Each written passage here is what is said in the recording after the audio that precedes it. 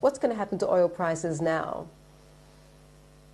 Indeed, as you say, what we've really seen over the last 2 years is geopolitical risk fatigue set in oil markets because we haven't actually seen any supply disruptions materialize, first during the war with Russia and Ukraine and in the Middle East over the last almost year to the day now.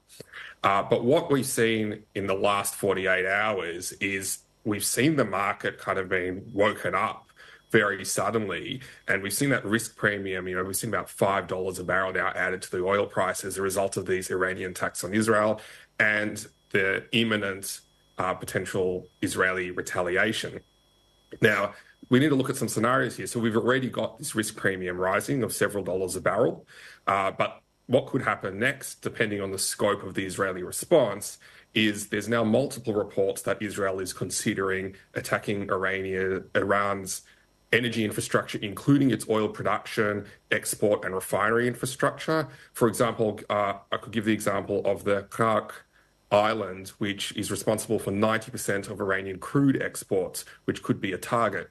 Now, if we see an attack on Iranian production, up to about 3% of global supply could be curtailed. And even if we just see tighter sanctions, that could also start to curtail supply by up to 3%. That of its own could start to see oil approach 100 or even exceed $100 a barrel.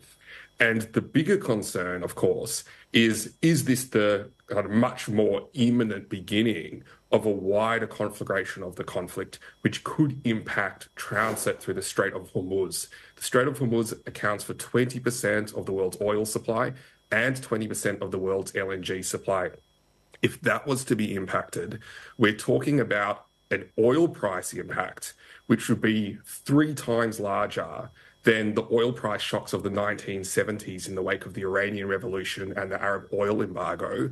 And now we're talking about $150 plus a barrel oil. It would actually be a record global energy crisis already coming up on top of quite a fragile market in the wake of the reduction of Russian gas over the last 2 years.